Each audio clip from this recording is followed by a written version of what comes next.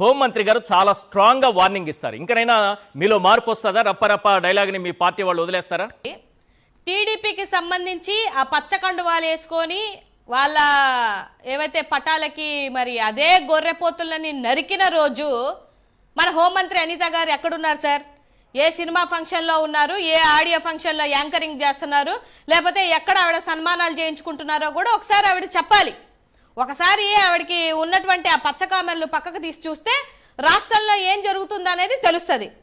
ఇవాళ నేను అడుగుతున్న హోంమంత్రి అనిత గారిని, 29 రోజులు ఇప్పటికి ఈ రోజుతో 29 డేస్ ఈ మంత్కి 86 రేపులు జరిగినప్పుడు రేపు చేసినటువంటి ఏ వ్యక్తినైనా అదే విధంగా 3rd డిగ్రీ చేసి అదే విధంగా ముసుగేయకుండా ఆవిడ ఎక్కడైనా ఏ జిల్లాలో అయినా ఏ స్టేషన్లోనైనా తిప్పినటువంటి దాఖలాలు ఉంటే ఒకసారి క్లిప్పింగ్స్ రూపంలో చూపించమనండి.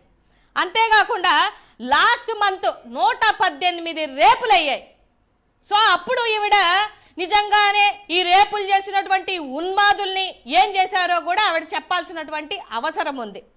అంతేకాకుండా 7 గుర్రాల పాలెంలో 14 సంవత్సరాల మైనర్ బాలికను 14 మంది మీ టీడీపీ ఉన్మాదులే మార్చి రేపు చేస్తే ఆ బిడ్డకు కడుపు వస్తే అట్లీస్ట్ ఆ బిడ్డను వెళ్ళి పరామర్శించావా?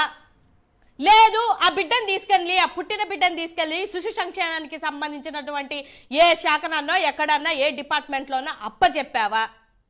అంతేకాకుండా కుప్పంలో ఒక ఆడబిడ్డని చెట్టుకు కట్టేసి కొడితే నువ్వు ఈ విధంగా 3rd డిగ్రీ ఇచ్చి ఈ విధంగా నువ్వు ఊరేగించావా? లేదా ఈ దాఖలాలు చెప్పాలి కదా సార్. ఈ రాష్ట్రంలో ఇప్పుడు వచ్చిన బాధ ఏంటంటే ఏది మా నాయకుడు జగన్మోహన్ రెడ్డి గారు బర్త్డే సందర్భంగా సినిమా ఫంక్షన్ లో పవన్ కళ్యాణ్ గారే కత్తి పట్టుకొని తిరిగారు. ఆడబిడ్డల కాదు సార్. మరి ఆ రోజు మరి పవన్ కళ్యాణ్ కూడా అరెస్ట్ చేయాలి కదా. మరి ఆయన కూడా ఉన్మాదే కదా. ఒక డమ్మీ హోంమంత్రి పదవిలో ఉండి ఏం మాట్లాడుతున్నావు అనిత గారు? నాకు తెలియక అడుగుతాను. మీరు కూడా ఇప్పుడు జగన్మోహన్ రెడ్డి మనిషేనా అని అడిగావు కదా. మరి నువ్వు ఆడదానివేనా? ఇంతమంది ఆడపిల్లలకి అన్యాయం జరుగుతుంటే నాయకులు మా కార్యకర్తల మీద ఉన్మాదులా సార్? 111 సెక్షన్లు పెట్టుకుంటూ గంజాయి కేసులు పెట్టుకుంటూ ఒక్క ఆడపిల్లకైనా నువ్వు న్యాయం చేసావా? ఈ రోజు ఒక్క రోజైనా నువ్వు ఒక్క ప్రెస్ మీట్ అయినా ఆడబిడ్డకు అన్యాయం జరిగిందని వచ్చి పెట్టావా?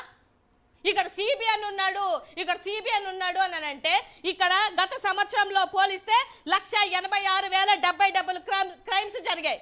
ఈ ఇయర్ తో కంపేర్ చేస్తే 2,09,000 క్రైమ్స్ జరిగాయి. ఏం చేశాడు మీ సిబిఎన్ గారు? మీరేం చేస్తున్నారు హోంశాఖలో కూర్చొని?